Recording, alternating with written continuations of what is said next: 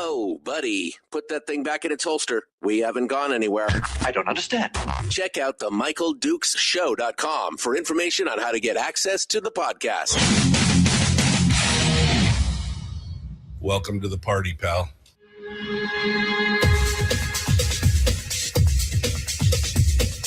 The Michael Dukes Show. The greed and the entitlement is astounding to me. What more could you want from a low-budget radio program? This is a dumpster fire. That was just BS. It is time to get a new perspective. We know just what you need, and we've got just the cure. Open wide and prepare for a steaming hot cup of freedom. I just don't fathom it. The Michael Dukes Show, streaming live across the world. Live around the world on the internet at MichaelDukesShow.com and across the great state of Alaska on this, your favorite radio station and or FM translator. Hello, my friends. How are you? Welcome to this Monday edition of the show. Wow, that was a quick weekend, wasn't it?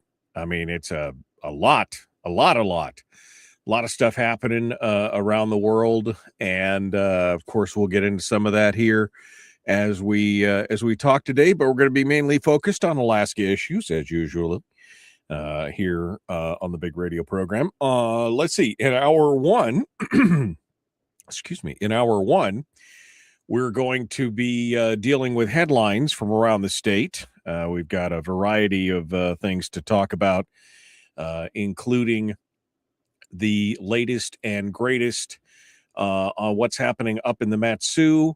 There's some other unusual efforts, including one I hadn't heard about until I was reading about it the late last night or this morning. This effort by I think it's Sarah Hannon, if I'm not mistaken, going over the ability to not the ability, but the intention of creating civic engagement by, sorry, it wasn't Sarah Hannon, it was Andy Story, of getting 16-year-olds pre-registered to vote and getting them into the political realm immediately. I've got issues with that. Anyway, we're going to talk about that as well. We'll also talk about the problem with the ferry system, which is an ongoing issue as well. And then kind of anything else that we want to feel like chatting about here in hour one as we crank through some of the headlines and things that are going on around the state as well. Then in hour two, we're going to be joined by Representative Sarah Vance, who's going to come on board and talk with us about her brand new, well, not her brand new bill, but her bill, which just finally passed out of the House after some kind of weird stonewalling and then a variety of amendments and everything else. HB47 is the bill. That's her CSAM bill, which is deals with child exploitative material as well as AI and things like that. So we're going to be talking with her in hour two about that, and then anything else that she feels is urgent for us to know about in the second hour with the legislature. So we're gonna keep getting it here as we go through. Tomorrow on the program, Brad Keithley, Chris Story has got a beg off, and he's going to come back on Wednesday again.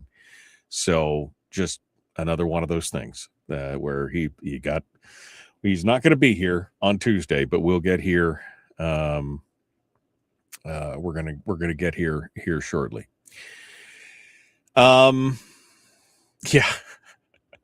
Fabry just said, is Michael going to talk about Trump bailing the legislature out?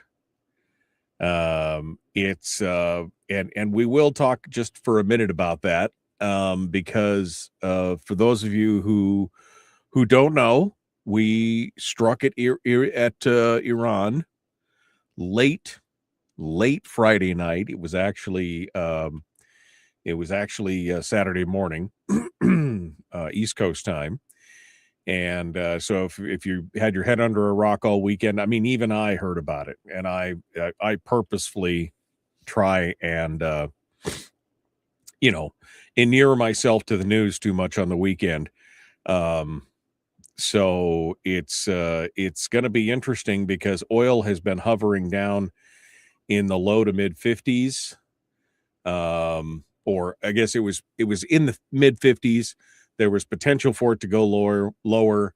So it was between mid 50 and 60, which was again causing some of the heartache. And of course, all the oil prices have immediately skyrocketed, just like they did back during the Russia-Ukraine situation. And so anytime that there's conflict, major conflict in the world, you see the oil prices respond and rebound. Rob Myers just said in the chat room, Brent crude is at $79, which puts ANS, Alaska North Slope crude, just over $80, because usually it's about a $3 premium over Brent, $2 to $3 premium over Brent crude. So we just saw a pretty massive $20-$25 bump in per barrel prices, and that's all just in time for the spring revenue forecast in the middle of March, March 20th or something, I think is when the spring revenue forecast is supposed to come out. So yeah, Brian just said I sold oil in December for $52.90. So yeah, so it's a pretty significant jump right now, which is going to give, well, I guess we'll see how serious many of the legislators are about really fixing our fiscal problems, or is this going to be another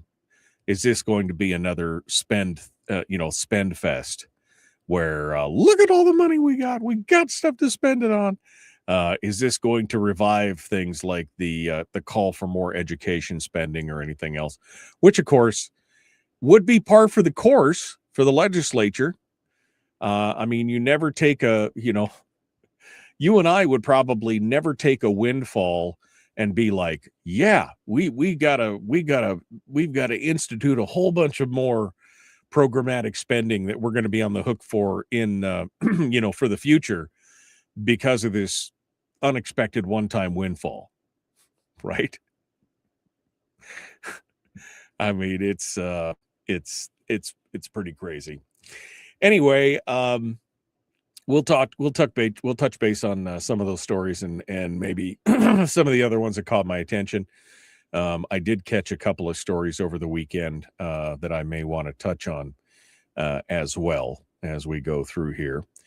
But before I get too far ahead of myself here, weather around the state, 6 degrees above zero here in beautiful Homer, Alaska. And I felt it this morning because the heat was off in the house when I woke up this morning. So I don't know what's going on. I fiddled with it for a bit, and then I'm like, I'll deal with it when I get done. But definitely a little chilly here in the houses. Although 6 degrees is pretty good for what you guys are dealing with up there. -3 in Fairbanks. I see it was 34 below up in Fairbanks, -3 in Anchorage rather. Still pretty chill all the way around, 19 below off California Ski Beach in Kenai, and just a little breezy. No real weather alerts. I did notice that there was one for the Seward area. So you folks listening to us in Seward, it's very cold wind chills as low as 15 below until 11 a.m. tomorrow.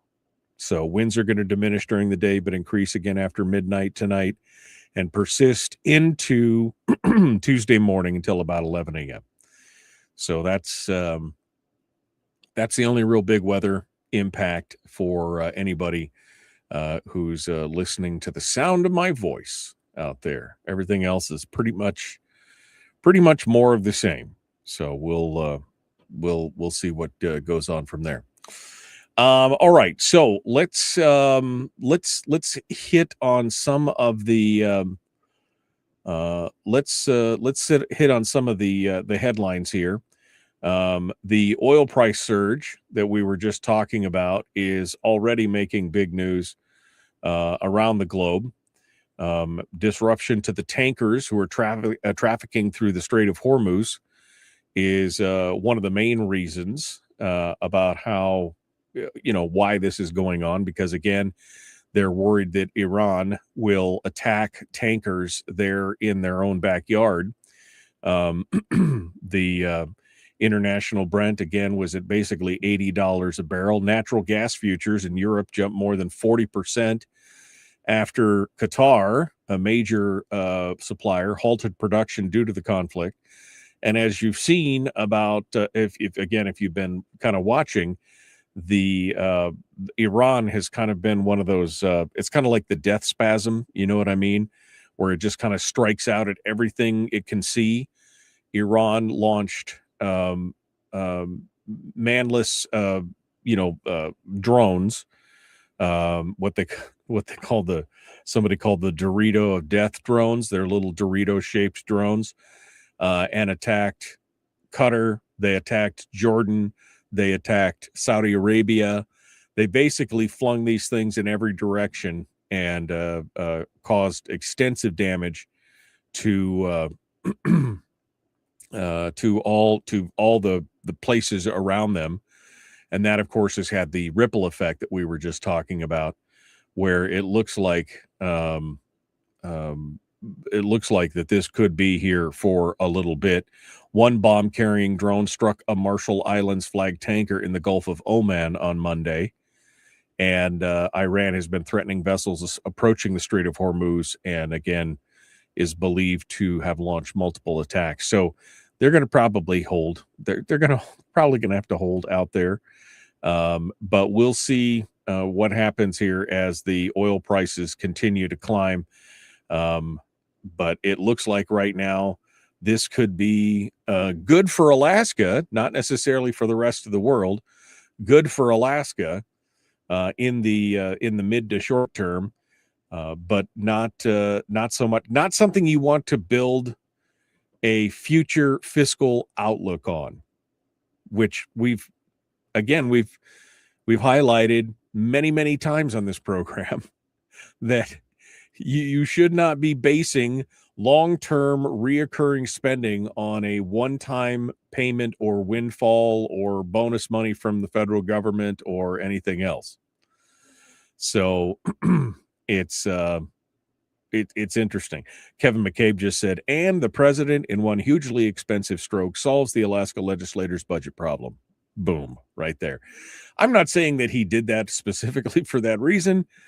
Boy, but that is a fringe benefit for all those legislators who were struggling about how they were going to have to be the adult in the room and start talking about, maybe downsizing the state budget at all. Now they don't have to.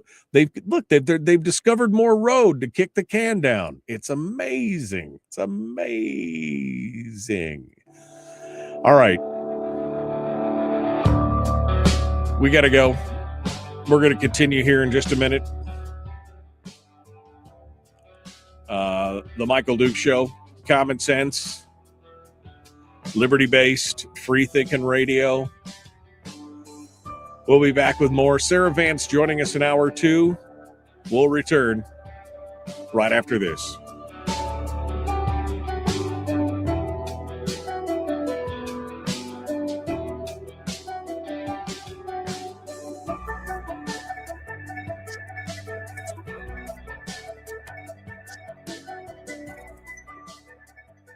If you missed the show, you can listen to it on your time with Dukes On Demand. Oh, and it's free. Like America used to be. Streaming live every weekday morning on Facebook Live and MichaelDukesShow.com. Okay. We are back. Chris is like, We have to fight today's war, so the next generation won't have to. Yeah, look, I don't know, man. It's not like Iran is or was a good place governmentally. But was this the way to do it? I don't know, man. It'll be interesting. We'll see. The house is up to 58 degrees, said Brian. Did you have a no heat situation this morning? Just asking. I woke up, it was 51 degrees in the house this morning. I'm like, why is it so chill? I walk out and I'm like, well, that's interesting. That's why I got you here in the studio here. I usually only reserve this heater for when it's super cold outside, but I done cranked it up a little bit in here. Kevin is going to be on the Amy show here pretty soon for all you Kevin fans. Amy Demboski? Oh, okay. Well, good. Yeah, no, I think it's the furnace died on Friday. Oof, man. Sorry about that, Brian. We'll see what happens. My Toyo's got an error code on the front of it that I'm going to have to try and diagnose when I get done.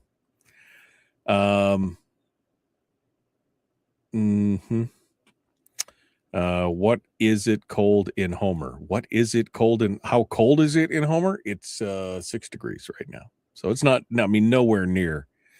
That's another thing, if your heater goes out here, it's a little bit different than if your heater goes out in North Pole. Because I'll tell you, I had the furnace go out in North Pole when it was 49 below or something like that. It doesn't take but a few short minutes for that house to cool right off,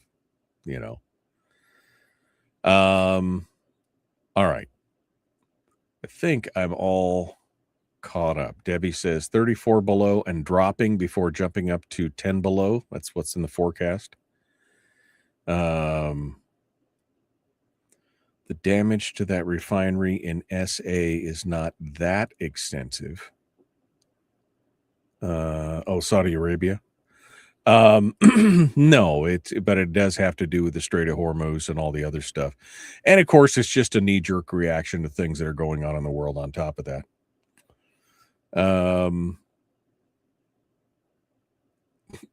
Yeah, we're going to get into this 16-year-old thing here in just a minute because I'm still trying to wrap my brain around that. Let's see. Good morning. I said, good morning, my dad. My dad. Hello. Good morning to my dad. Good morning, my dad. My dad said good morning to me. And I said, good morning to him. The circle is now complete. All right. Yeah. Yeah, no, I love Richie just said 6 degrees. I'll be down in a bit with my trunks and the inflatable pool ducky. I know you guys are, I chose with care. That's all I could say. I chose with care where I would rather live right now. Chose with care. So it's good. Okay. Well, we're about 45 seconds out, ready to rejoin the radio and see what's going. Whoops. Uh-oh. I'm missing something here. What am I missing here? Hold on, guys. Let me excuse me while I whip this out here. Let me get this going on here. Okay. I got it. There we go. Some reason I have something missing here. It was about to jump back to us. All right. Let's get to it. Here we go. The Michael Duke Show, common sense, liberty-based, free-thinking radio. And we'll keep things rolling. Let's get to it. Here we go. Like, share, subscribe, ring the bell, do all the stuff. Here we go.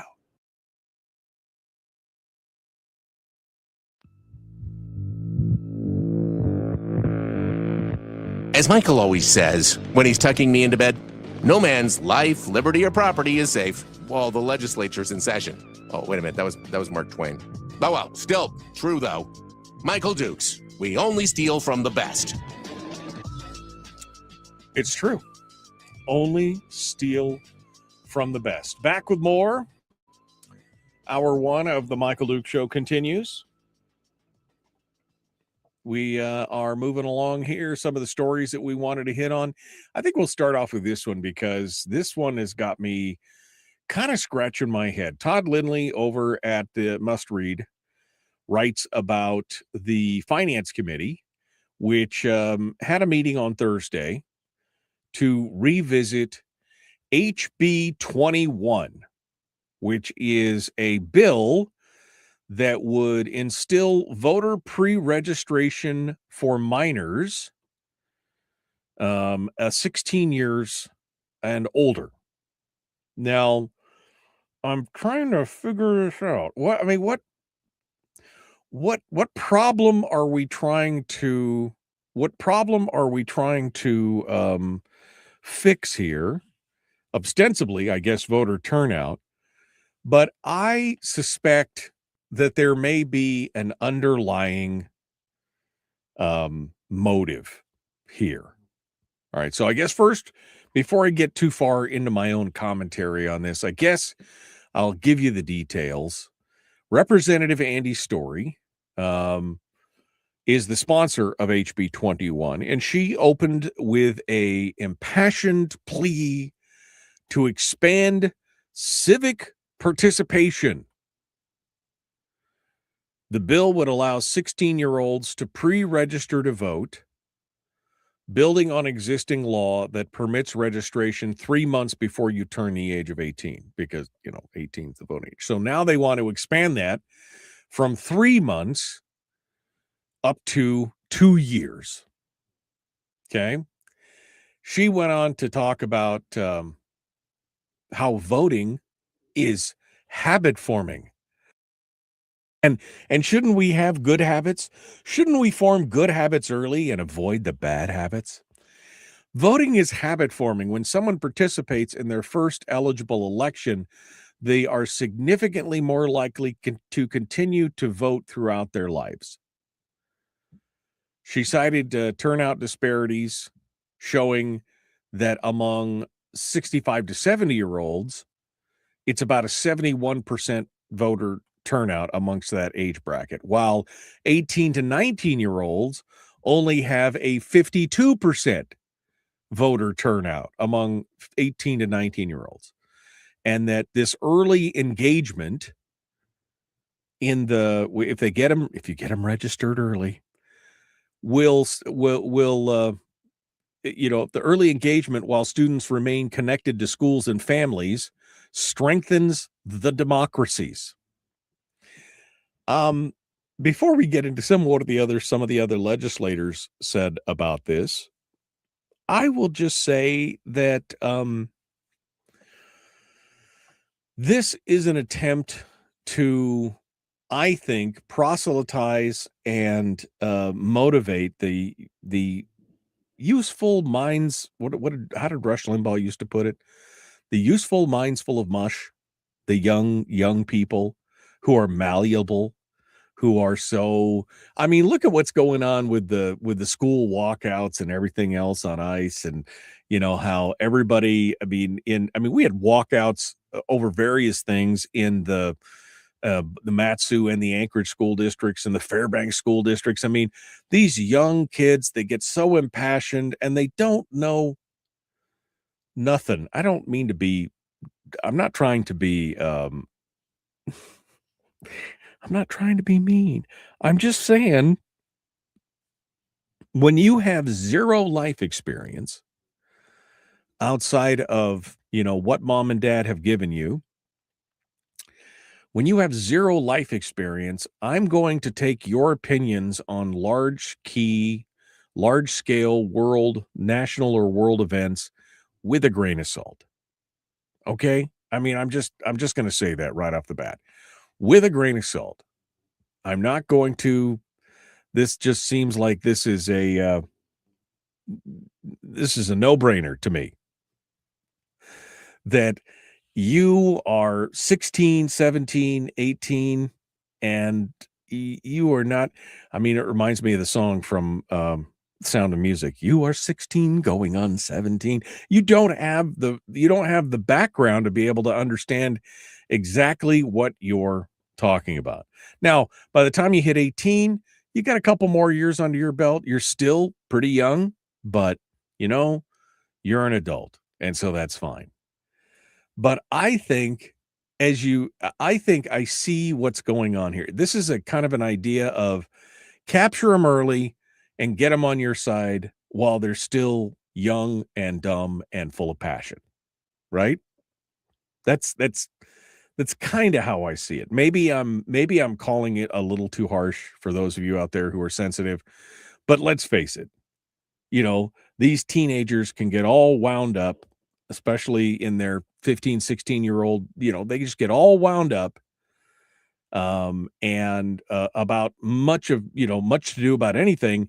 And if you get them fired up about politics and capture them early, then you may have them for the first 10 or 15 years of their political life.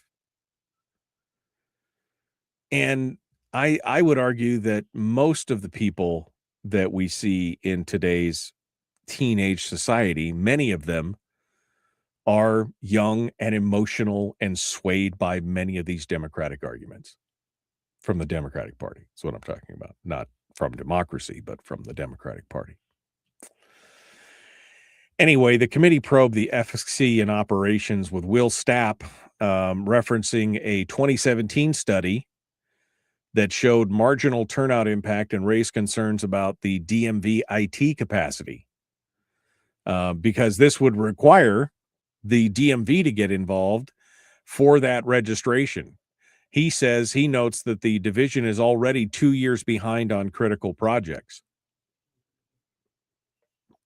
So then the DMV director sounded off and clarified that the fiscal note of this bill, which would be $150,000 annually, is for just one position, one analyst programmer position.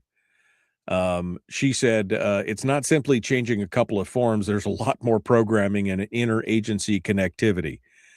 The divisions of elections fiscal note was about $16,000 for processing and reflecting updated population data, postage rates, et cetera, et cetera. Then Jamie Allard brought up an interesting point. She voiced strong concerns about exposing minors to political mailings without parental approval. She said, at 16 years old, I don't think anybody should be open to political propaganda. I mean, again, maybe that's part of the point. I don't know.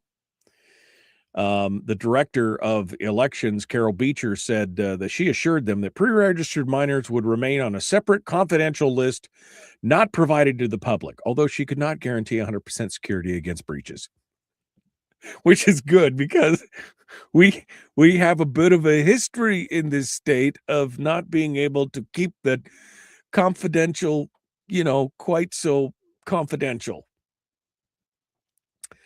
Anyway, the committee held the bill after reviewing the fiscal notes with plans to revisit implementations down the road.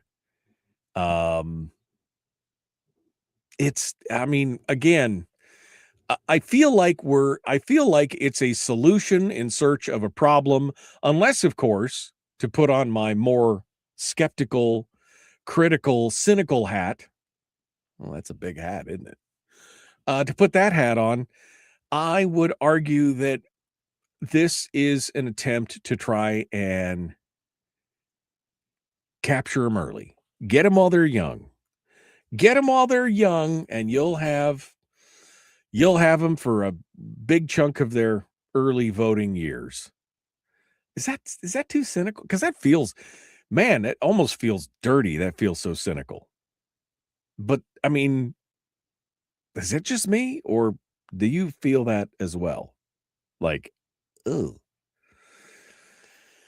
I'll be honest with you. I was politically active in my late teens, and by politically active, I mean I was paying attention and I voted.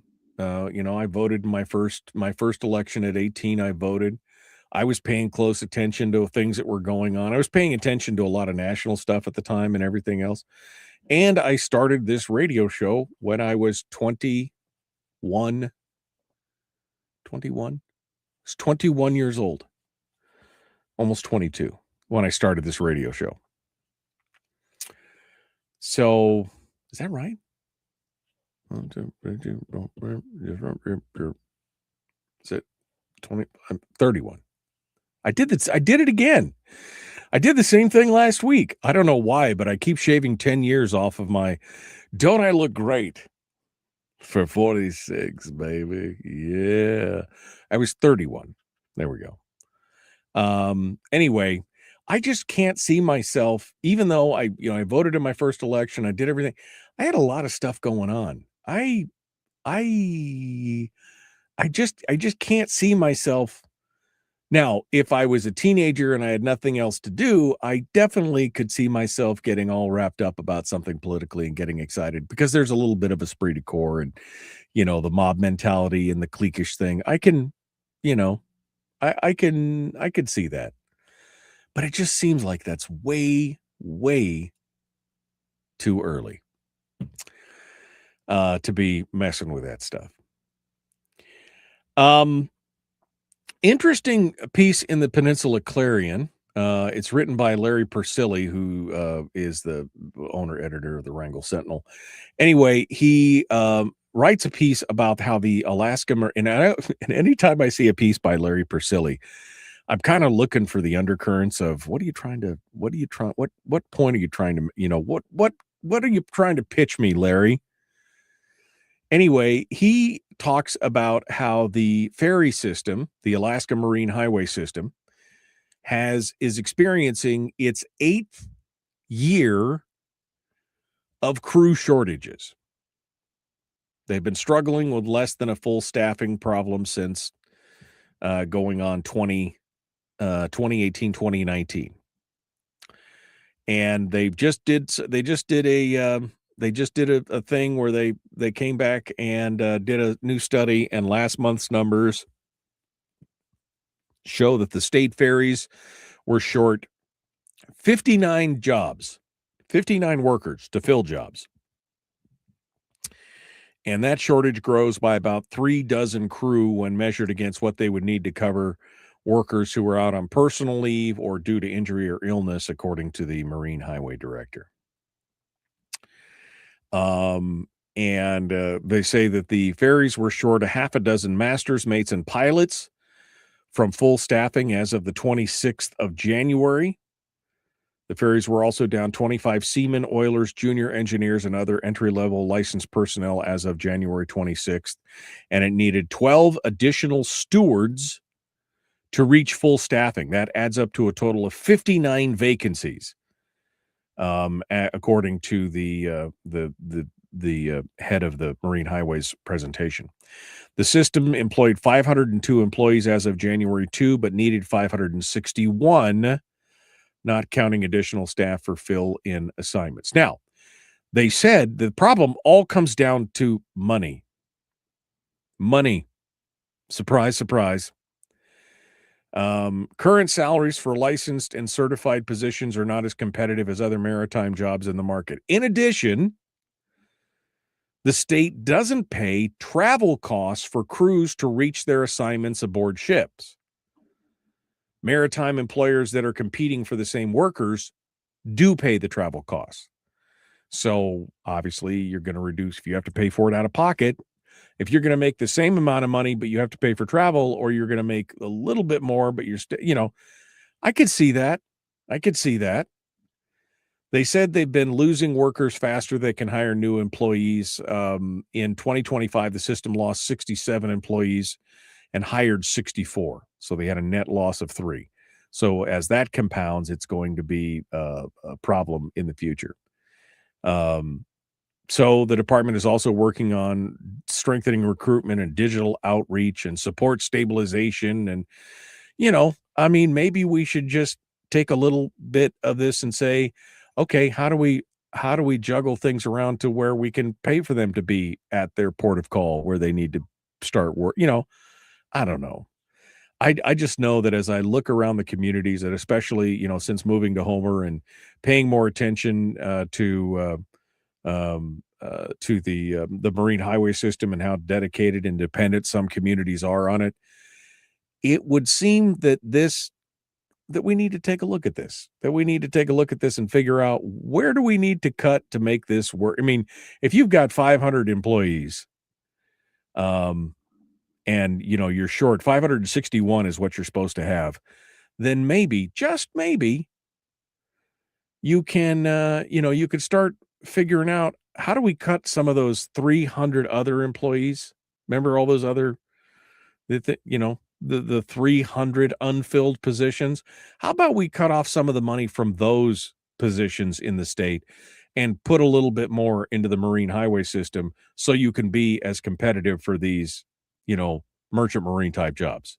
I'm just saying, if that's the problem, maybe we should do it. I don't know. We should dive into this. I want to get more educated on the whole marine highway system thing, but I just thought it was interesting that it was Larry Persilli pushing this, talking about it, and the fact that they are, again, it's just all about the money, right? If we only had, we could hire everybody we wanted if only we had more money. Okay.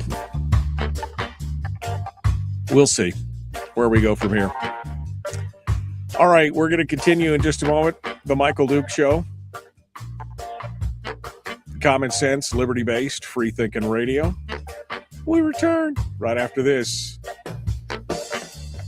Back with more in just a bit.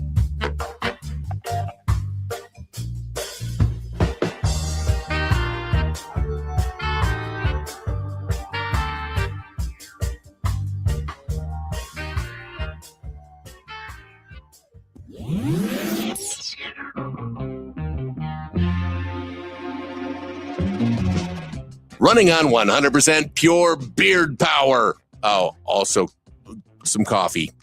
We dip our beard in coffee. Ha, nice beard. The Michael Duke Show.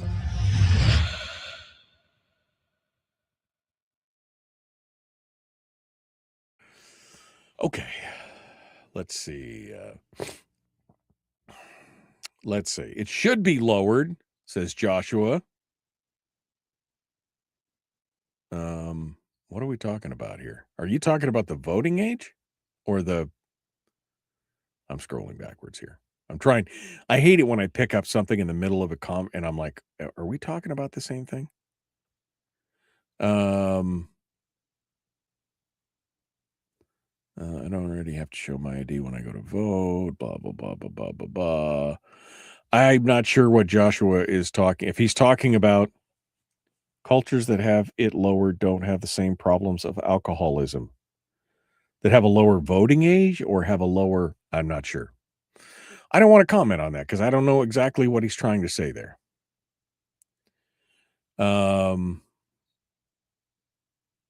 Non-voters control the results in AK. Terry says she always tries to shave 10 years off her age. Yeah, I mean, I don't know what. Apparently, I'm getting old enough that there you are.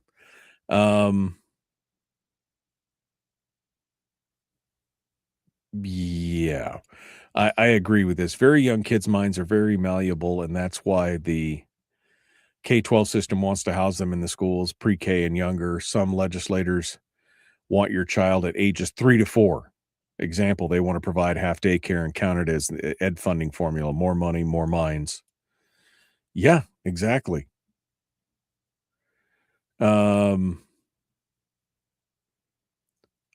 Confidential, says Brian. Yeah, when they said they're gonna keep it confidential, guaranteed. Yeah. And they have zero understanding about government or the structure or the right and proper role of government. Thank you, government schools. Yeah. I mean, it's a problem. It's definitely a problem.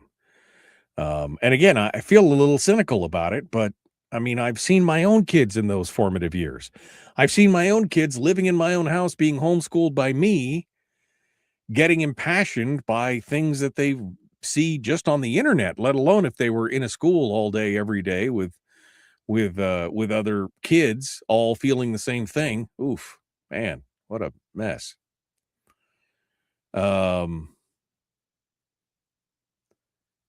Let's see. I'm scrolling down here. They haven't got the food and bar vendor slots filled on the ferries yet. No, not that. I guess that's one of the problems. They don't have enough stewards. Honestly, Southeast has too many ferries, and PWS, Prince William Sound, needs support. If we moved the capital, we wouldn't have this issue.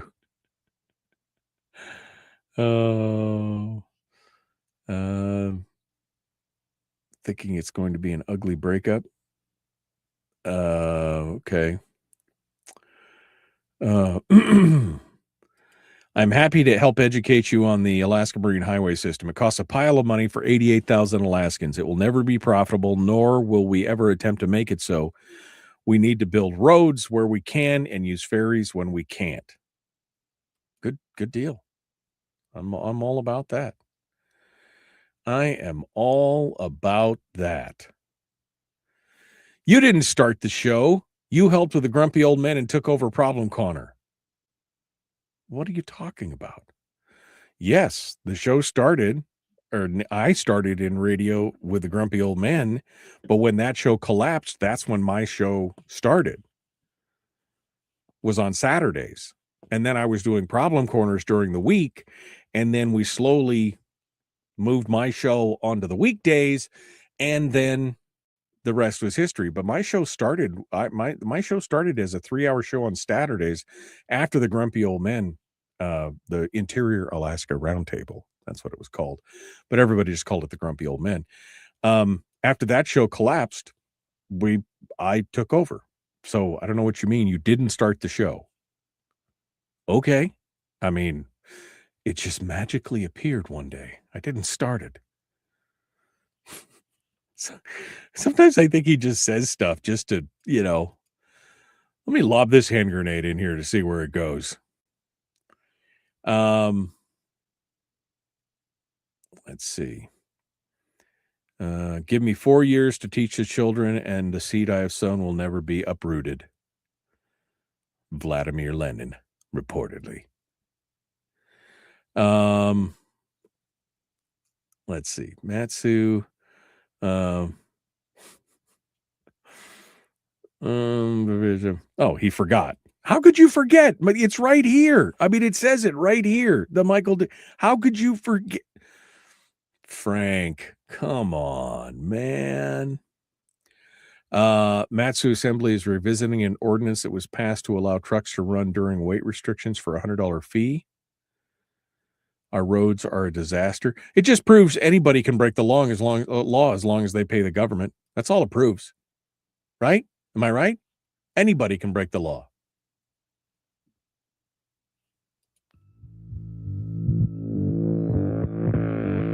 Alaskan Talk Radio with a host who actually lives in Alaska.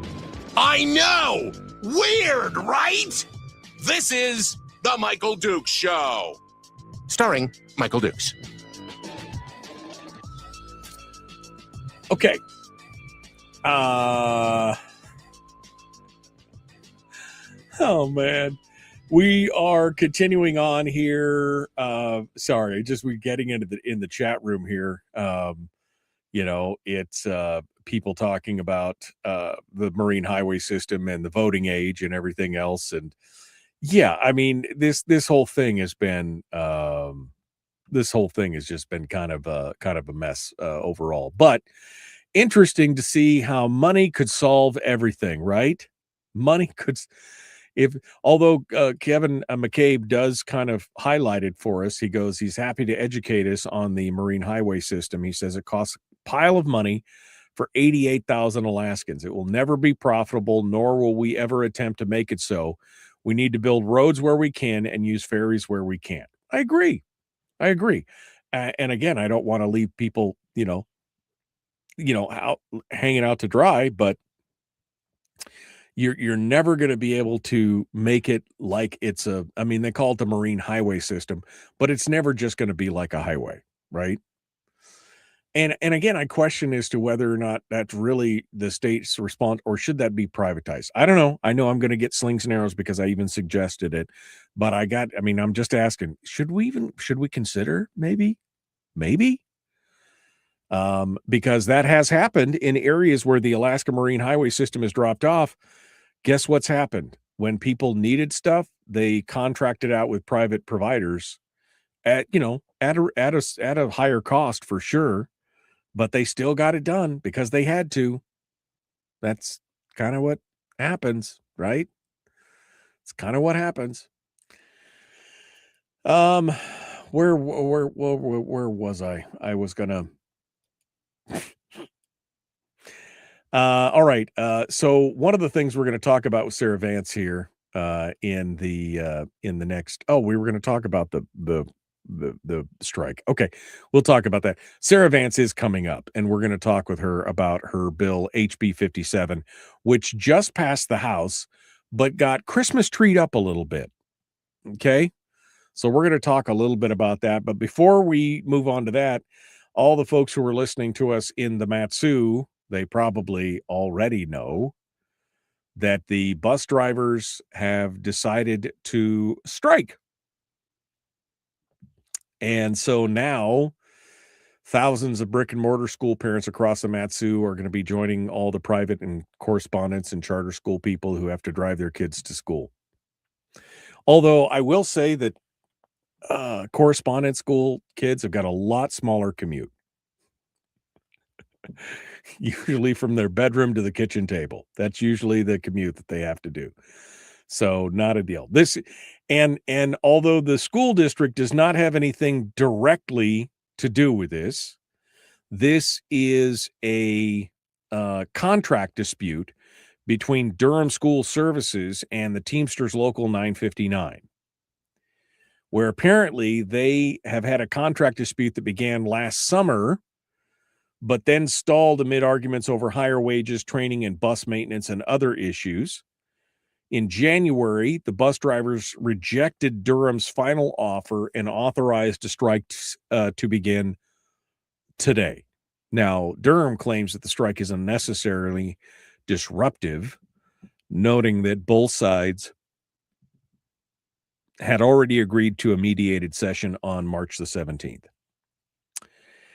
The school notified roughly 18,000 families of 18,000 children affected that they would need to personally take their kids to school. And this raises a bigger question. Joel Davidson over at the Watchman brought it up, and I thought I hadn't really considered it much because again, I didn't send my kids to any public schools. So, to any brick and mortar school. So I'm kind of, many schools in the nation don't provide universal bus service for kids to get to school. In fact, school transportation is not federally mandated for most students, but instead governed by both state and local laws. Now, many districts only offer busing for students living beyond a certain distance or students who have special needs, disabilities, etc. Alaska law does not require school districts to provide free busing to public schools, but it does offer reimbursement for districts that do. Think about that for a minute. Think about that. Maybe, just maybe, we should consider, how does that work? And what's the cost? It's tens of millions of dollars to bus the kids around all the time. Is it, well, who am I kidding? I've got no dog in this fight anymore. I could basically just say, yeah, you know what? Maybe we shouldn't provide busing. You know what that would show? Commitment. That would show commitment on the part of the parents. Do they really want to care? Or are they just rolling them out of bed and sending them to the bus stop? Is it the whole babysitting situation, or Do they care about their kids' education? Because if you're going to drive them to one school, why not drive them to a better school 3 minutes further away? Right? And if you can attend any school in that you can enroll anywhere, I mean, I'm just thinking out loud. But yeah, there's no end in sight to this thing, although you could expect that they're going to have this mediated session on March the 17th and 18th. So you could expect that parents are going to be hauling their kids for at least 2 weeks, which will make for it's going to be interesting because it's going to be probably a major disruption for parents in the MatSu who've built their time schedules and everything else around the bus taking their kids, and now they're going to have to get out of school, get out of work early to go over and pick up the kids and maybe take the kids home and then come back to work. And yeah, it's going to be an interesting thing to say the least. But again, this is why I will encourage you, all of those who are within the sound of my voice, that you may want to consider, homeschooling. The commute is a lot better. I mean, I've taken that to my commute is, man, it's a killer commute. It's like 15 and a half feet. Okay. That's about as much as I want to deal with right now. And when we had our kids, like I said, their commute was from their bedrooms to the kitchen table. You didn't have to worry about them getting freezing at the bus stop or anything else. So yeah, maybe we should start and again, maybe we should start asking the question, should we be providing, and I know it's crazy talk. I know people are screaming at me right now, or screaming at their radios. How dare you? We need that for the kids to get because I couldn't possibly take my own child to school. And I know what you mean. I feel you, but it's not required. And it's maybe there's another one. They do reimburse the districts that do it. Maybe that's another thing that could stop. Is the reimbursement of that. And then they could decide if they really wanted to have the schools provide it, because then they would have to pay for it directly out of their taxes. I mean, I'm just asking. All right, we got to go. Sarah Vance joins us in hour 2, The Michael Duke Show. Common sense, liberty-based, free-thinking radio. You got to go. Be kind. Love one another. Live well.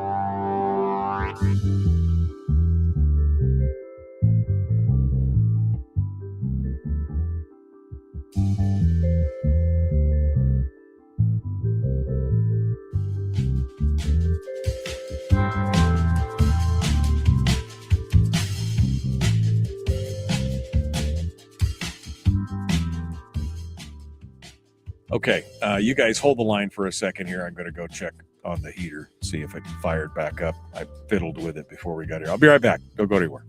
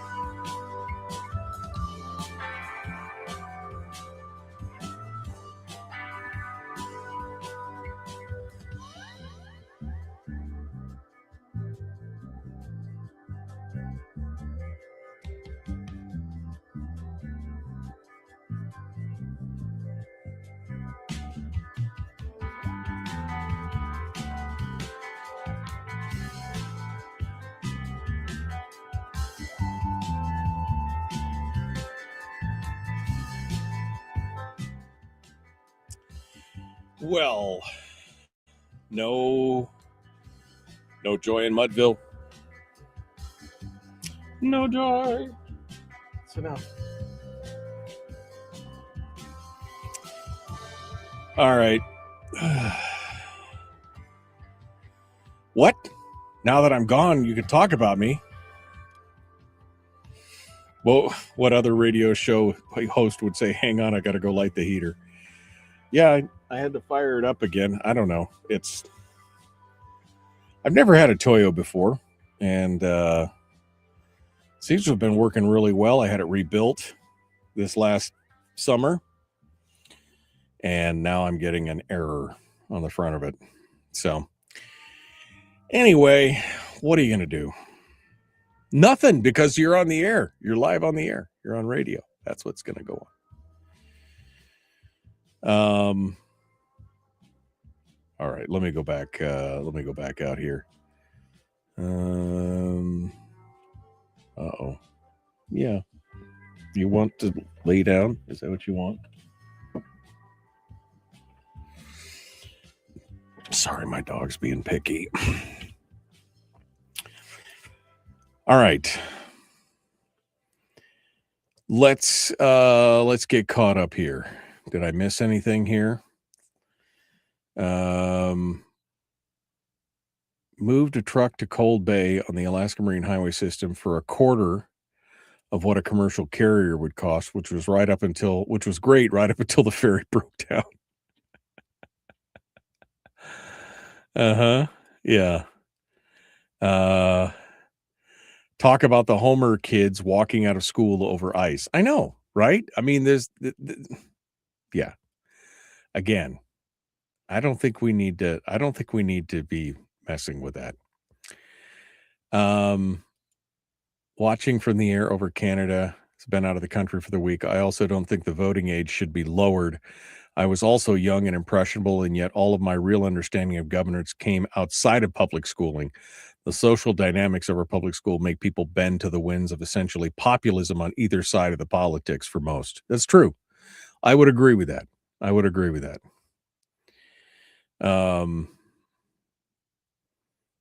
Let's see. Breaking the law. All right. During tour season, these tours depend upon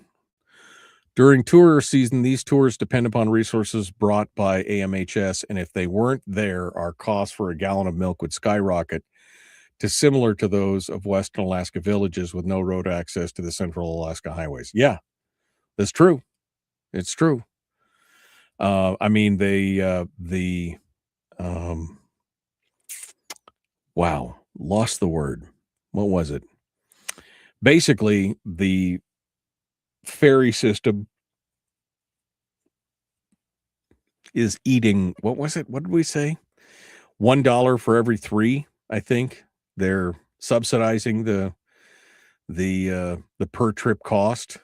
Is it $1 for every 3? I have to go back and look. It's been a long time since I've taken a look at it, but it was a pretty significant chunk of money that the state's paying on those kind of things. So, but again, if we're looking for more employees,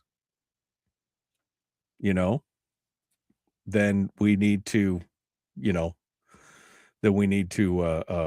maybe consider eliminating all these empty positions in these other departments, and then maybe you could pay for your employees' travel to where they need to be picked up by the boat, right?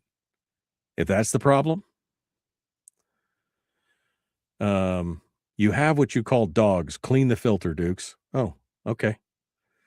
Well, I'll do that. Thank you.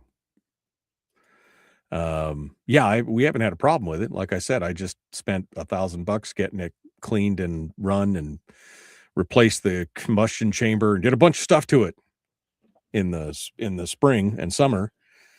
So we'll have to see what the thing is. Mike's sweater is matching his wall color. Way to coordinate.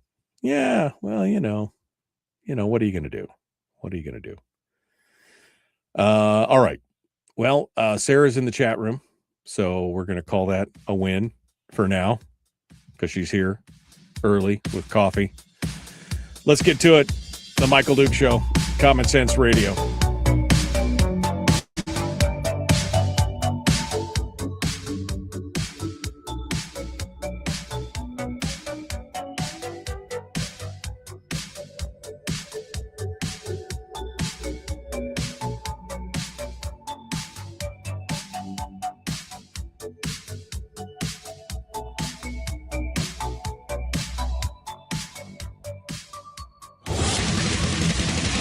Whoa, buddy. Put that thing back in its holster. We haven't gone anywhere. I don't understand. Check out the MichaelDukesShow.com for information on how to get access to the podcast. Welcome to the party, pal.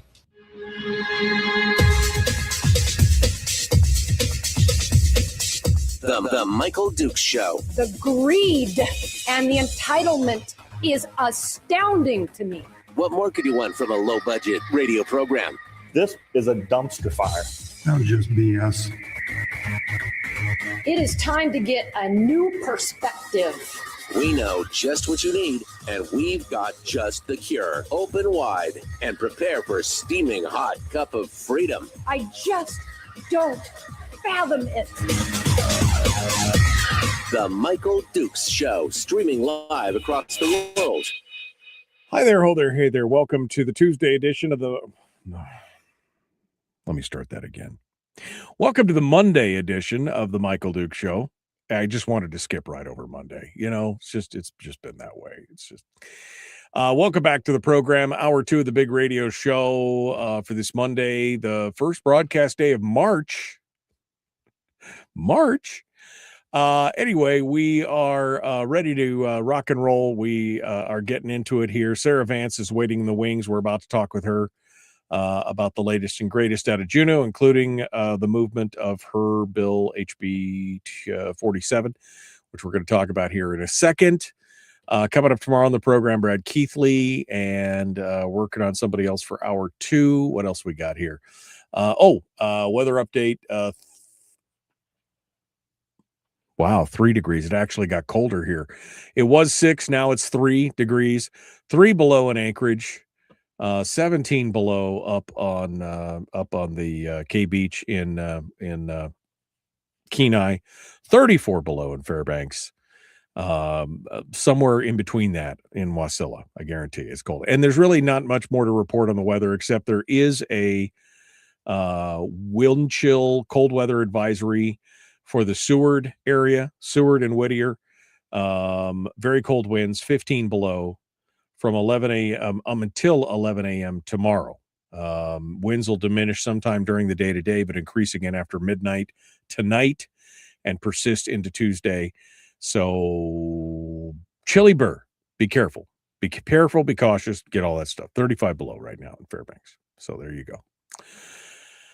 Okay, I think we're all caught up. I mean, if we're not, too bad. That's how it works around here. All right, let's Monday. Let's get things going on. Sarah Vance joins us this morning on this beautiful Monday. Hello, my friend. How are you? Good morning. It's not as cold here in Juneau as it is there at home. It's not as cold in your place as it is in my place. Way to rub it in. Thanks. Yeah, no, it's burr. It's chilly burr. Anyway, Sarah Vance, welcome to the program this morning. Thanks for coming on board and joining us. Boy, may you live in interesting times, right? That's the old, we used to say that was a Chinese proverb. Turns out I looked it up. It's a curse. So, I mean, it is what it is. It's not a proverb. It's a curse. We definitely live in interesting times. There's been a few things that have gone on, but most importantly, we were talking about HB47, which is your new CSAM bill that deals with AI and more. And we thought that post, this whole outing of one of the staffers and kind of this kind of grimdark look at all the different people around the state who have been predating on children and all this kind of stuff. We thought this would have been a pretty easy sell. And then we heard that initially when you ran the bill up the flagpole, it kind of got shot down. And then you brought it back and they plugged a bunch of stuff into it and hung a bunch of ornaments on the Christmas tree. Walk us through this, Sarah. What's going on down there with stuff? Well, Michael, as you know, when you're in the minority, they never let you have anything good for free. So I knew that it would come with a fight, but it's only because it's a righteous cause. Yeah, I mean, we know it's a righteous cause. It just, you kind of scratch your head when you go, wait a second. We just had this hit the news. This is what was going on in your midst. You didn't even know it was happening. Maybe we should do something a little tougher. And their answer is like, nah, we can't let them have a win. We got to pull back and get some of our own. I mean, really? I mean, is this like Survivor meets junior high? Is that what it's like down there? Well, that's the way that some describe it. I will say that the rules chairman told me that she had plans to bring it to the floor, and I felt that there was an urgency last Monday that we show Alaskans that we take this issue seriously and that we move the bill immediately. But they felt differently and did bring it to the floor on Wednesday, and that's when we received a lot of amendments. But I started this bill 3 years ago when I chaired Judiciary Committee, so it's not a new issue to me, but it has taken a while to get it going in the House once again, and I'm hoping that it's able to cross the finish line in the Senate. Now, here's what the original bill was criminalizing the distribution of forged digital likenesses, AI-generated sexual depictions involving minors. It updates crime and criminal procedure statutes to align with the emerging digital offenses. It establishes civil penalties for organizations that knowingly facilitates generation of CSAM. It includes provisions related to social media and minors and makes related conforming statutory changes, including updates affecting teaching certificates and school bus driver licensing. That's a little creepy, with specific effective dates. So that's the initial intent of your legislation, right? That is the final bill that passed the House. Bill. Okay. So yes. That's the final bill. Which parts of it were you shooting for to begin with? Mine was the AI generated child sexual abuse material that is digitally made, because it closed the gap in current statute that doesn't address AI at all. And it was just a simple message. Hey, let's address this one issue that investigators need our help with in being able to prosecute these crimes. But it became a much more robust bill on the House floor. Yeah, it's interesting, and the problem is, of course, is in trying to make it a kind of a post or a bill that makes everybody happy. You brushed up against some constitutional issues in here as well, right? Because yes, one of the things was the memes, the AI memes, which are quite hysterical, quite honestly. I was just telling my wife the other day, all the Marco Rubio memes that I see of him sitting on the couch, dressed in various, everything from Captain Jack Sparrow to a biker to whatever. The memes are on point. I just got to say, sometimes they're on point. But they attempted to change some of this. So walk me through some of the changes in the bill that passed out of the House. Some of the changes that you were concerned about, and the one specifically that you were really concerned about when it came to privacy of minors, et cetera. Well, the issue that you talked about of the use of being able to create AI generated memes and things like that, there is a section in there that says that it will be exempt for parody, for educational purposes, for news. That the threshold is if you're intending to harass or do harm, because there are some that clearly you're impersonating someone. I think a couple of years ago, there was an audio version of Biden making phone calls that was leading people to think that he was saying certain things and holding a certain position, and that was clearly not him. Remember that? Right. It was a robocall thing. Right. Exactly. And it was absolute fraud. So this would stop things like that, whether it's audio or visual. So that exemption, it does exist that would clear a constitutional threshold. There were a few other words in there that were in some of those amendments that were missing. When I talked to Department of Law, we had some concerns, but they weren't large enough to say, no, I don't want this in the bill. It's enough that the Senate can address that, make sure that there's a few words in there, and the intent clarified that it falls under the Miller test for scrutiny that would fall under the obscenity laws, those types of things can be addressed. Amendment number 5, however, is where I saw concern that bans social media for minors. Yeah, because that's I know a lot of states have been trying to take this up, and I always found this irritating from a standpoint of, hey, I'm a parent. You're trying to usurp my authority as a parent to whether or not I think my child is mature enough, or to be able to use social media, right? I mean, that should be a parental decision for the most part as to whether it is. And it could even trickle down into infringe on their rights if they want to do it. I mean, it's problematic, and I think on First Amendment grounds, and I think some states are already facing challenges in that arena as well already. Yes, there are numerous lawsuits across the states that are running into First Amendment constitutional concerns. And when I looked up this issue, it said that the states have to really define what the state interest is in prohibiting this type of free speech, not only from parents, but from minors. This particular amendment was very prescriptive in saying that it had to obtain written consent for a minor to be able to have a social media account. It also needed to verify the relationship that the parent had to the minor. And then there were a lot of other concerns that I had, like specific times of curfews that a minor could not be on social media. And I felt that that was something that should be heavily scrutinized and weighed in committee so that we can look at the exact wording needed to pass constitutional muster, because Alaskans feel passionately about this issue and we need to get it right. Yeah, because again, I'm sorry. I just feel like we are nanny stating to the nth degree when we'll say we're gonna have to get written permission for you to be able to do this. Oh, and even if you do get approval to do, now we're going to tell you when you can't be on the.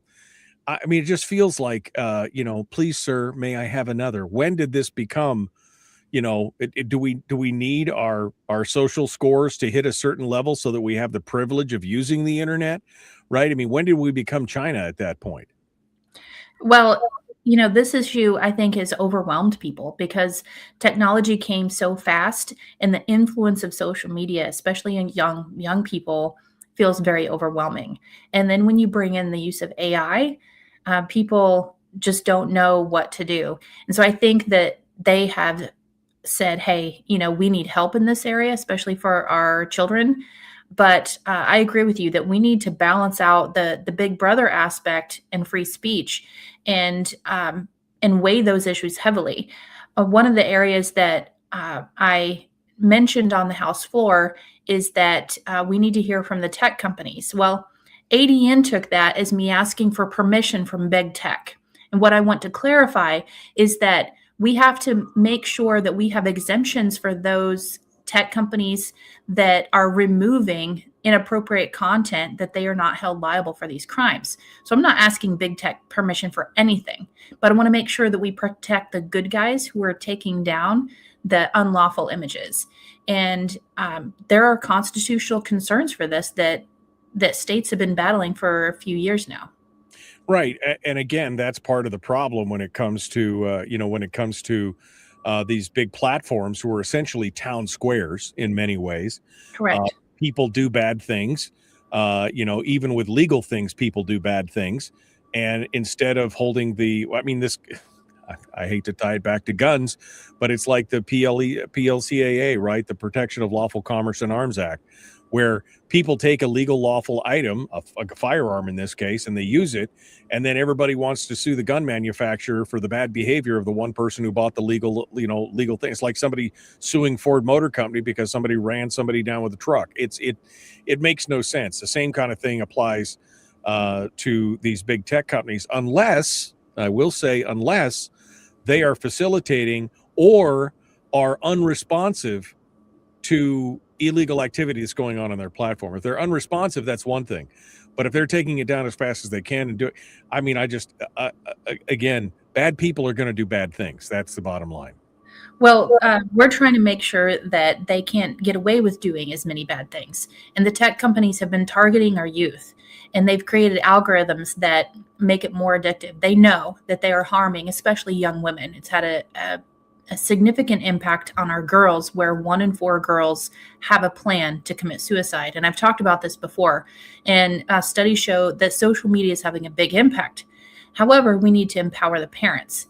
Now, I do believe that the intent behind the amendment was to do that, but when it has not been vetted through committee, asking the constitutional questions, that's where I have concern.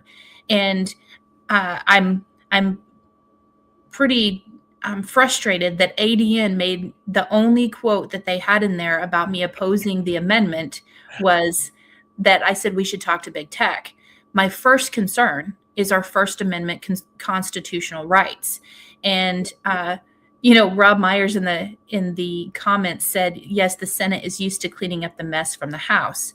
And I find that unfortunate, because I work to ensure that my bills, especially my criminal law bills, do pass constitutional muster, that they are vetted through the Department of Law, so that they give the investigators the tools that they need and help the prosecutors be able to bring justice in the courtroom.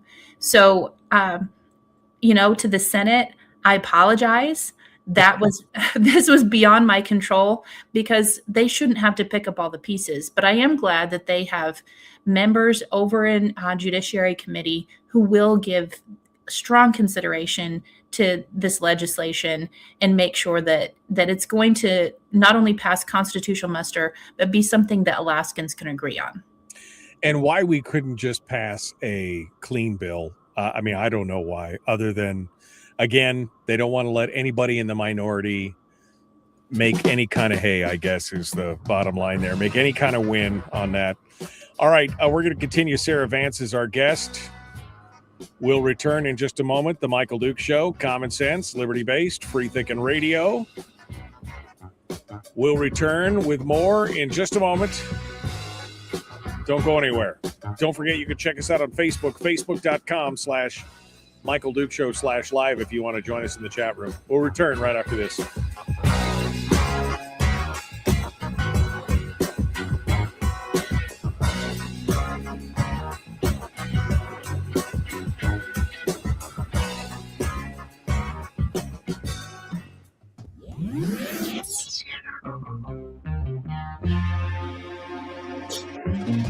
Listened to by more staffers in Juneau than any other show, because their bosses told them to.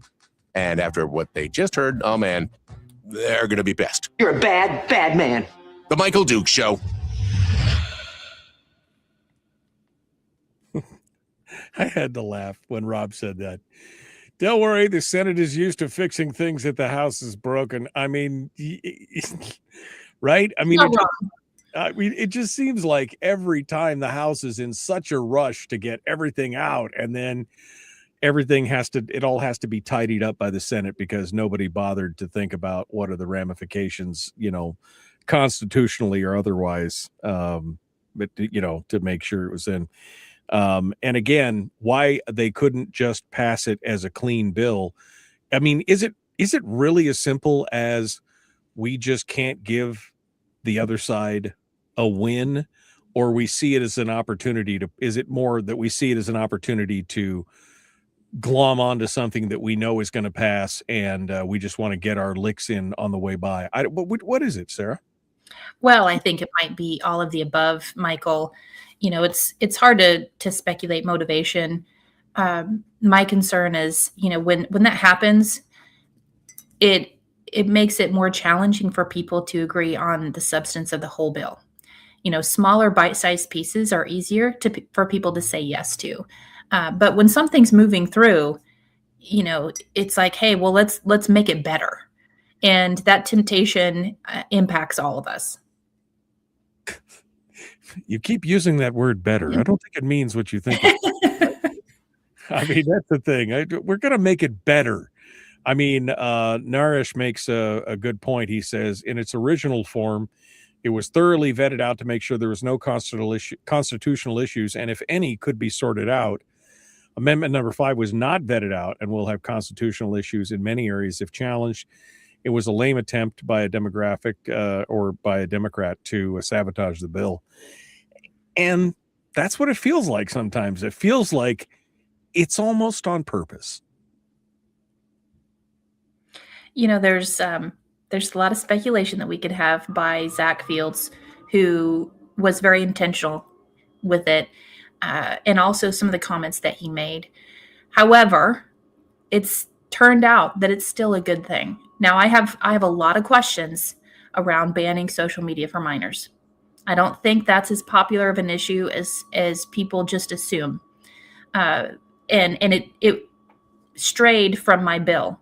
My bill was clearly not about that. This attempt was done a couple years ago on one of my bills. Same issue, same thing, and the bill died. So I hope that that's not the case this time, because when it comes to protecting the children, especially prosecuting pedophiles for these crimes, I just want them to pass the bill. And I get absolutely infuriated that Alaska is so far behind on this issue. When I started the work, we could have been 5th in the nation to pass a bill regarding AI-generated child sexual abuse material. Now we will be 48th in the nation if it passes this year. We are way overdue on this issue. And if there's anything that gets me angry in a hurry, it is the lack of justice that the legislature does for our children. We talk about it a lot, but there are so many areas that we could do better when it comes to child exploitation, and people just don't want to talk about it. So I'm excited that it passed the House, and it may not be perfect, but I have full confidence that the Senate is going to at least take up some of the issues and give it consideration. And, you know, we can't ask for more than that. Well, we hope so. But yeah, I agree. I think that the throwing the minor, juvenile Facebook use or social media requirements. Again, I think most parents are like, let me do my parenting thing. Don't get involved in that. And that's definitely going to be problematic.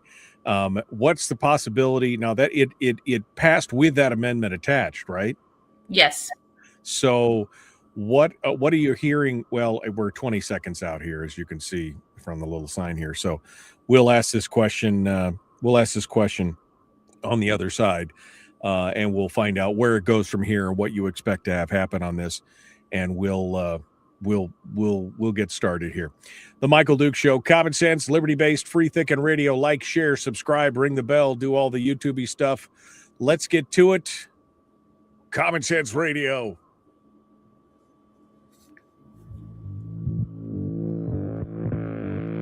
Broadcasting across the state from his own private studio with that killer 15-foot commute from the couch. The Michael Duke Show. Common sense, liberty-based, free-thinking radio. Oh, yeah. It is a tough commute. At 15 feet is a tough commute. All right. We're continuing now with Sarah Vance, representative from down here on the Southern Peninsula. We're talking about her bill, HB47, which initially was a single subject, had said one thing. We're going to deal with AI-generated CSAM material, which is the exploitative child material, right? That's going on there. But then it got, again, Christmas treed up with a bunch of different things, including a restriction on being able to use social media for minors, which included getting permission and then putting curfews on it and all kinds of things, which government really has no, I don't even know how you would enforce that, quite honestly. Do you create a whole new division that monitors minors' posts on Facebook and say, oh, you posted this 5 minutes after the curfew was over, so now we're going to come to you? And I mean, I don't even understand the principle behind that, Sarah. Well, you know, they kind of do that to conservatives anyway, Michael.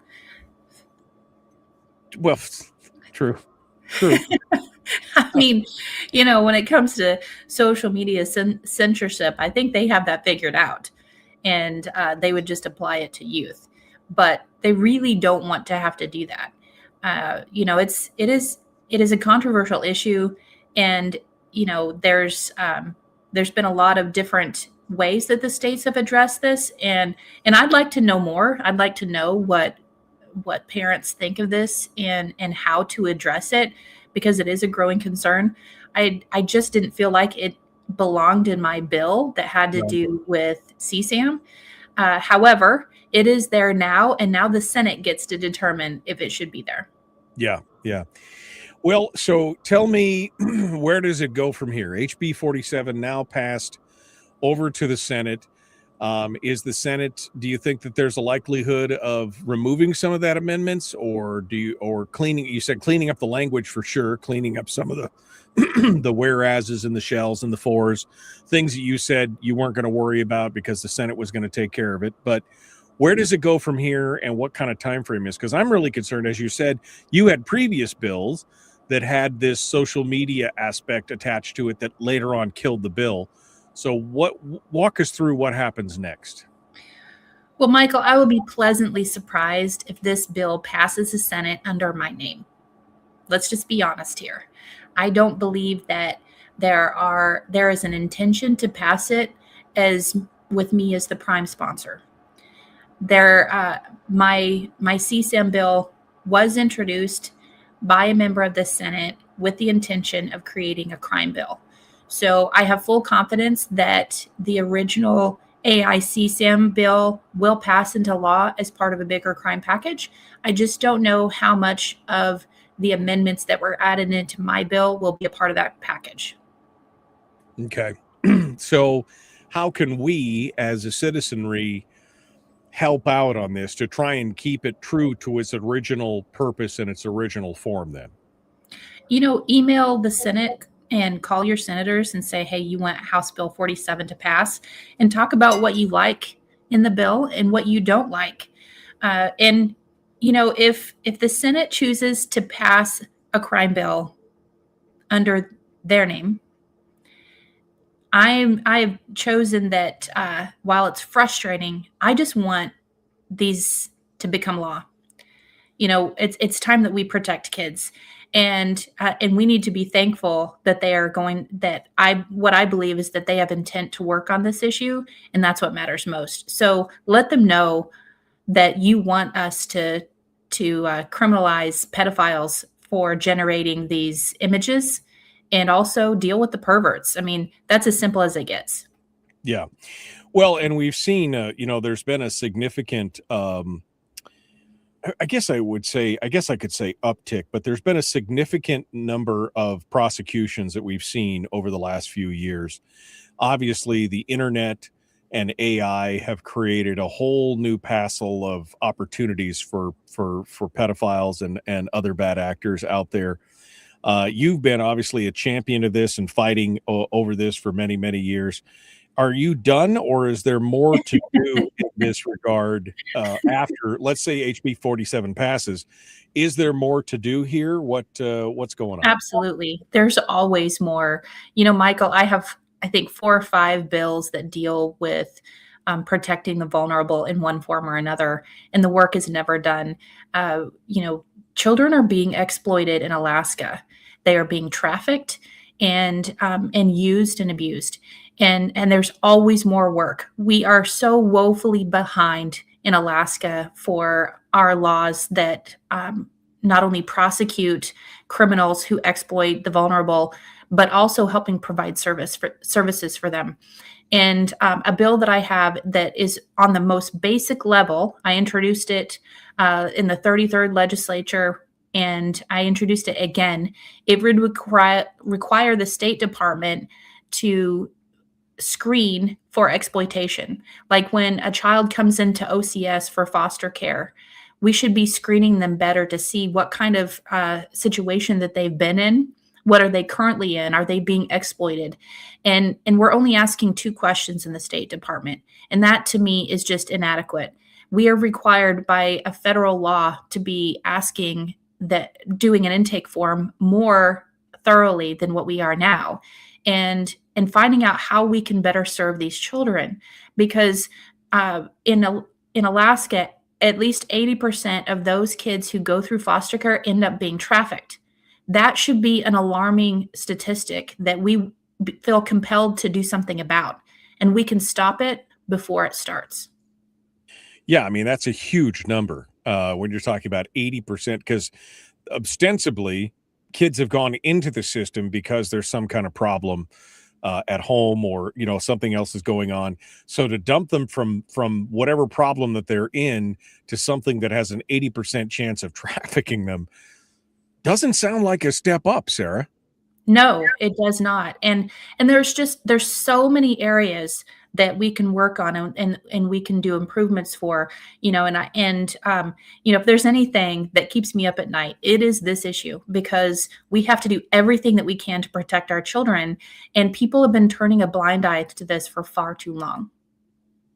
And I would argue that people have been outside of that, I would say people have been bringing to light the shortcomings and the problems with OCS for time immemorial. One of the first shows that we did, one of the first big expose shows that we did back in the day, 25 years ago, was a problem that was going on with OCS. And apparently it hasn't gotten any better over the course of this 25 years. So how many generations of Alaskan kids have come out of there since then?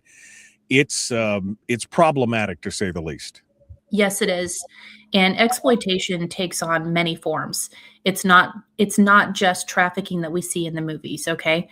But I've had stories of middle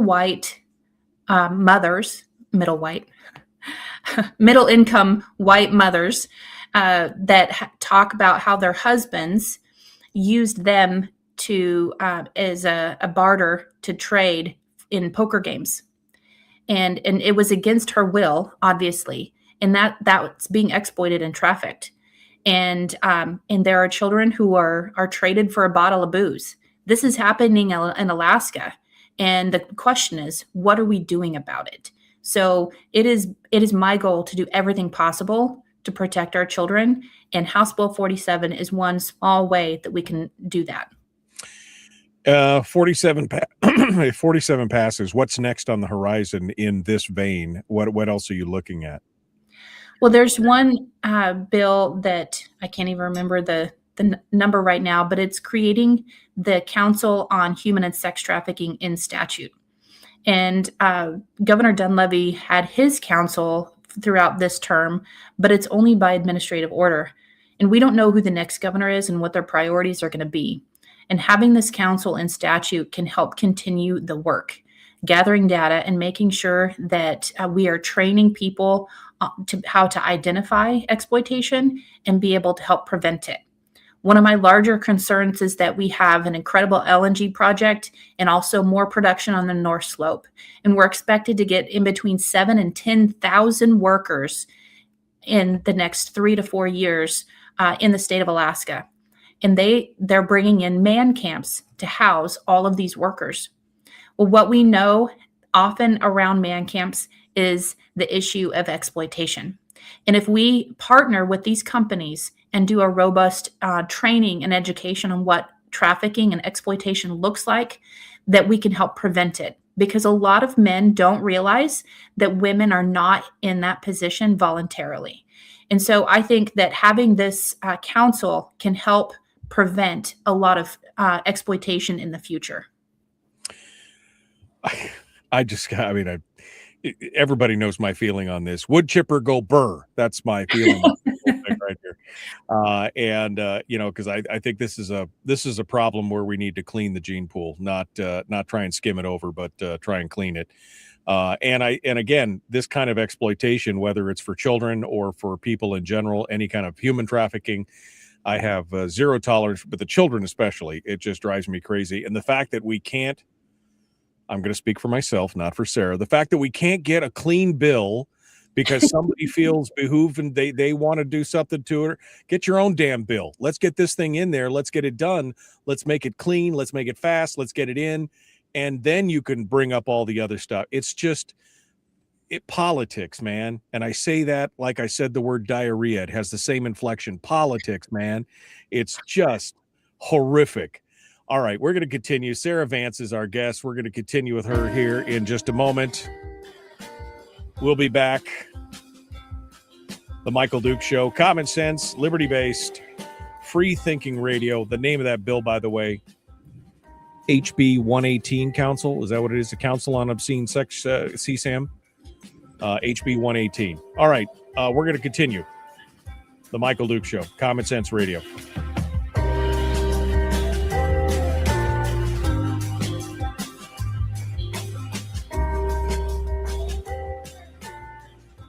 We're broadcasting live through a series of tubes, allowing all of these entities to provide streaming stuff going on the internet. well, it's kind of hard to explain. Sorry.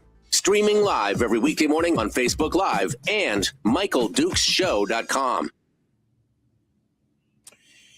Okay. We're continuing with Sarah Vance.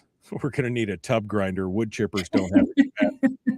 I mean, I kind of like what Jeremy said, wood chippers and crab pots, because at least then you're getting a dual use, a twofer, right? I mean, the crab pots, I mean, you don't have to worry about anything else, and you've got a lot of tasty crab that could come in later on. It'll be just fine. It'll be just great. Let me go back here. Trey's Law. I keep hearing about Trey's Law. Sarah, are you familiar with this, and are you incorporating parts of this? Tell me what you know here. I think we have some version of that in law. Last year, we passed House Bill 66 that allows for victims to be able to tell their story to an investigator one time, and they don't have to come back to the grand jury in the courts to tell again. It re-traumatizes victims when they have to recount their experience over and over again. So we did pass that in House Bill 66. I think it may be a little bit different than Trey's Law, but I need to find out, because we already have a similar provision, what is it exactly that we would need to do to make sure that the elements in Trey's Law are covered. And I think you and I, again, agree that if this amendment number 5 does get stripped out of your bill, I think you and I may be a little bit at odds at this, because I think you championed at one point some kind of reform as far as minor access to social media or not? Remind me, because I'm trying to remember here if that's something that you have an interest in, just not in this form or not. Remind me here. So that was amended on the floor in one of my prior bills. I have a bill that is an App Store Accountability Act that requires the app stores to do age verification. This is making big tech accountable. And, like you have, it puts the parental controls on these apps so that minors can't access just anything. However, that is markedly very, very different than the amendment that was passed on my bill this last week. See, they even get me because I couldn't remember the details, but I was like, I think Sarah is in favor of this, but I can't remember again, it's you have a simple bill and it turns into a super complex bill and potentially problematic bill because they don't vet anything and they make an amendment on the floor when you're not looking. And the next thing you know, the thing passes and then the whole thing comes apart and you lose the core part of the bill. That's what kills me. Is that you lose that core part of the bill where that would have done something really good, but instead we've got 53 other things plugged into it, and one of those things is going to cause it to go south. And again, politics. That's what it feels like in a lot of ways, Sarah, is that you've got something good. Instead of just letting it go, they've either got to, quote unquote, make it better or intentionally make it worse so that it gets put in a drawer somewhere, right? Well, I will say that all of the amendments were intended to protect exploitation, in one form or another. And then social media, the intent behind that is to protect children. There is harm being done on social media. I don't deny that they were mad at me about that bill because I did try to roll the rules chairman by bringing that bill to the floor on Monday. And so I have no doubt that there was intent to make this a hard process. However, it is a political structure that we are working in. And I don't believe that that's going to stop the Senate from taking a look at these issues. And really, that's all I want is for them to decide what they feel is best, as long as they pass the AI CSAM that gives the investigators the tools that they need right now. The other issues are vitally important as well. So, the Senate can be the adult in the room this time and make sure that everything passes constitutional muster. And I have full confidence that they will do that. Well, we can only hope. We can only hope that that's what they'll do, and that we can only hope. Again, I have so zero tolerance for the petty squabbling and the little political machinations of these things, but we'll see. We'll see what's going on. What else? We're gonna open up the final segment here and give you kind of your head to talk about the different things. But Miguel asked a question. He said, so by your stance in this, I'm sure you are against SB 238 as well. I'm not familiar with SB 238, Sarah. I'm not familiar with it either. Yeah. We have so many bills introduced that you have to be more specific with titles than like numbers. 400 bills or something this year. It's just a hot mess. I can't keep track of them all for sure, but we'll find out. Why are there not more R&D co-sponsors, Sarah? Well, there are. I have bipartisan support on this, and I had bipartisan support on this bill before the amendments came. In fact, the Alaska Children's Trust has this as one of their top priorities. They endorse this bill, and I had many bipartisan chits. Hold the seal. Hold the line. Here we go.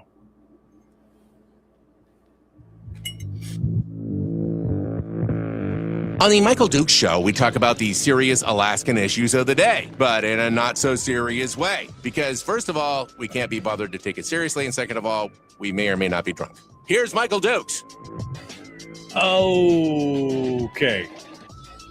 Oh, SB 238 is the new librarian free pass bill. Okay.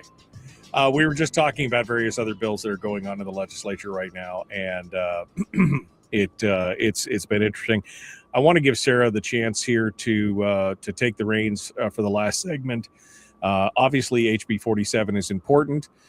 We want everybody to support the passage of it in the Senate, hopefully with the removal of the amendment number 5, because otherwise I think you will immediately be facing off. In fact, I think Joshua McCose in the chat room just said that he would be, if that did pass in its current form, he said he would be immediately challenging it in court for his rights because his rights as a parent. He said, if that's passed, I'd make it my own fight to take it to court in regards to the social media for minors. How I parent my child is my purview, not the state's purview. And I think that's part of the problem with it for sure. But outside of HB 47, what else is important? What else are you focusing on, Sarah? What's the next couple weeks look like for you here in the House of Representatives? Well, I'm going to continue to be taking a look at the existing bills that are coming through committee. But I wanted to remind everyone that House Bill 47 was passed with unanimous consent. I do have bipartisan. I have Democrats as well as Republicans as co-sponsors, and we need to keep that in mind and say thank you to the people who chose to co-sponsor it and to vote for it, because it's not an easy subject. And encourage the Senate to continue to work on the bill and on this issue and make sure that it passes this session. I know that we like to dice it apart. A robust, it's a good bill. When they pull out the sandpaper and smooth out the rough edges, and even on amendment number 5, they could get to the right path for that and address the underlying concern. But the committee process is there to do that, and you can participate. You can take a look at it, email recommendations, and give public testimony in how you think it should go. Don't give up on the process. We're only halfway through, but I really appreciate everyone's input on this, because we need to hear from you of what is right on how do we protect these kids. Representative Sarah Vance is our guest. What else is the House facing here? Obviously, we've got, with with a single very expensive maneuver here, it seems like the president has bailed out the Alaska legislature unintentionally bailed out the Alaska legislature because we were expecting oil to be somewhere in the mid 50s and potentially the futures market saying even the low 50s. And of course, the attack in Iran has now caused the oil prices to skyrocket. They've gone up almost $25 a barrel right now, right before the spring revenue forecast. And we have no idea how long this is going to last, et cetera. But it's going to take some of the pressure off for people who have been wanting the size and scope of government to shrink. What's your take on this right now? What are your thoughts overall on how this is going to affect Alaska? Well, I find it unfortunate that the warmongering is a blessing to Alaska. Absolutely. That's a real hard one to swallow. However, if we give this particular action by President Trump, if his prior actions are an indicator, this will not be a long, never-ending war. I don't believe this will last years, as we've seen in previous administrations, and that will impact our revenue. I think that it will be a small bit of relief, but I don't see that this is something that is going to get us out of the woods by any means. The legislature still needs to address our spending problem. We still need to balance out our revenue. We need to have spending caps, constitutional spending cap in place, and a fiscal plan so that we aren't going through these highs and lows and hoping for more war. That's obscene. And I'm hopeful that there are people who understand that and are going to continue to press the issue of accountability in the legislature. Well, I mean, we're going to have to do it. Somebody has to be the adult in the room and say, this can't continue. I pulled up I've been showing this here the last few weeks on the program, and it just, to me, it epitomizes what the problem is in the state of Alaska in a nutshell. And the problem is that we are spending way too much money on state government. This is the look here. Per capita state spending in Alaska from the 2024 numbers, which are the last numbers available. Alaska spends $19,500 per citizen. The average in the U.S. is $8,900. I think we're up to 22,000 now. Well, and I think that this does not include some of the additional spending, but this is the same baseline that they're using for every state. So 8,900 is the average. Alaska's at 19.5. California, which you in your mind many times think, oh, that's an overbloated state, only 11.5. We're spending almost double what California is. And yet Florida and Texas, two of the most fastest growing, most productive states in the nation, are at 5,600 and 4,600 respectively. So we're spending 4 times what's being spent in other states, Sarah. That can't even if we take into account the geographic size of the state and the problems with distance and everything. I mean, even that 4 times what some of the most productive states in the nation, it just doesn't make any sense. No, it does not. We're going to have to change the way we do business in government. And there are ways that we can still provide services, but do it more efficiently. And my House Bill 29, the healthcare pooling bill, is one such way. But it's still, even though it has received support from Anchorage School District, the Kenai Peninsula School District, the MatSu School District, and other small ones, still has not received a hearing in the Democrat-led majority. That should be concerning to people because that could save school districts and municipalities millions of dollars every year in healthcare cost. So there are solutions, but we have to have the willingness to make the change. And describe that real quickly, just so folks who are not familiar with the healthcare pooling bill, what exactly it does, and who's standing against it, I guess, is my other question. So the healthcare pooling bill, House Bill 29, it allows municipalities, the school districts, and the university the option to pool with the state's healthcare program called Alaska Care. It simply says, hey, the water's warm, come on in. And this is one of the top issues that school districts are facing on extreme increasing, rising cost. I believe in the Kenai Peninsula School District, 18% of our budget is on healthcare, and they're struggling to find a good rate in the market. The last estimation that I had, it could save our school district $6 to $8 million a year. However, that if their school districts are going to save that much money, someone is going to lose that money somewhere. And I believe that someone is who is stopping this money saving bill from going through. And that someone, I'm going to say it for her because she doesn't sound like she wants to say it, is the unions, because the unions are the ones that are receiving the money now to administrate the healthcare. Am I wrong about that part of it? That used to be the case. I don't know how much is of the healthcare programs are through the union anymore, but because there have been a number of changes, but there's definitely someone who stands to lose money, lose a profit if this bill were to go through. And I think that's what Alaskans need to get loud about, because our school districts are facing incredible deficits, and this is just one tool that would be available to them. Tens of millions of dollars saved, right? If I'm not mistaken. Yes. Yeah. So this is a significant one for sure. All right, we're down to the last 90 seconds here or so. So I want to give the floor to Sarah Vance. Any final thoughts on anything? Exhortations to the listeners to help out? What do we need to do? Give it to us. Sarah Vance, House District 6. Well, I will be home this weekend for a town hall on Saturday, 10 a.m. at the Kachemak Bay campus. And I encourage you to attend and come and say hello. Bring to me some of your issues, concerns, whatever it is that you want to talk about. I will be there to connect with you. All right. And can you tell me the education committee, who's the chairs of the education committee? That is Representative Andy Story and Rebecca Hemshoot. Okay.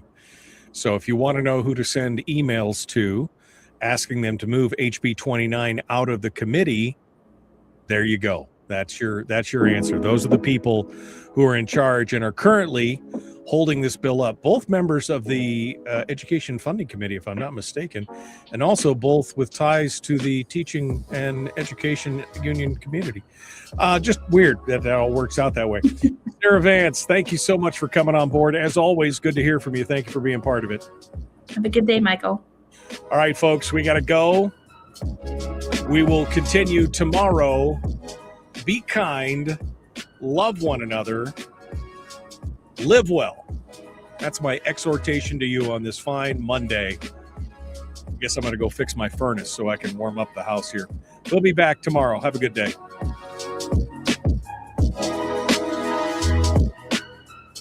All right, Sarah stuck around with us for one final bite at the apple.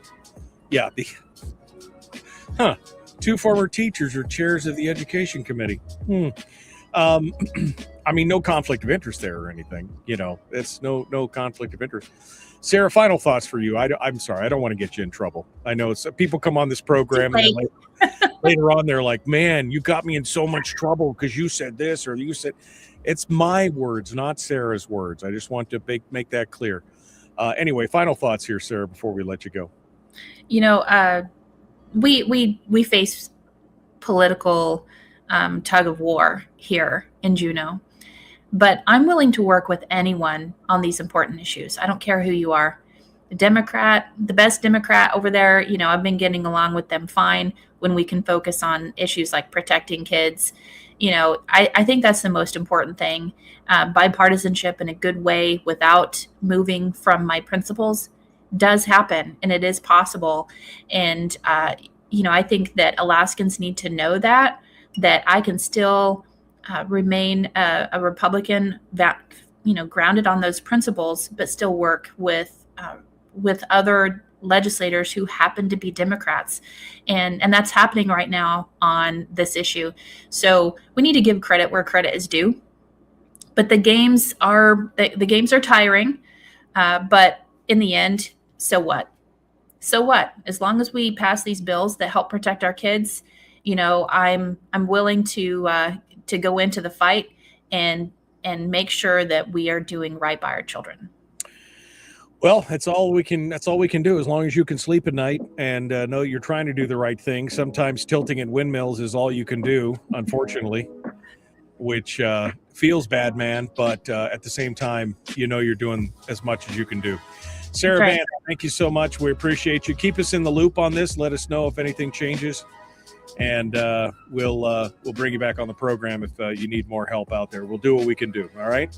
Have a good morning, Michael. Thanks, sir. Appreciate it so much. All right, folks. That does it for me. Time to go. The Michael Duke Show, common sense, liberty-based, free-thinking radio. We will see you tomorrow. Again, be kind, love one another, live well.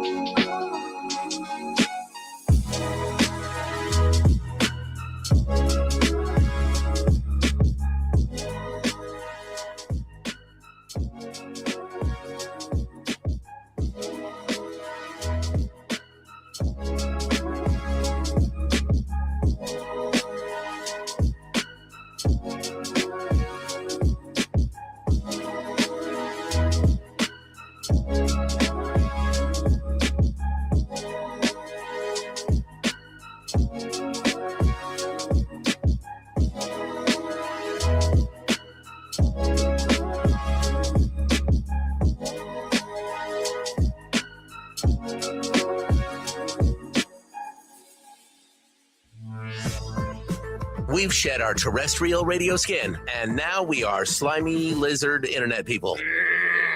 It's the Michael Duke Show.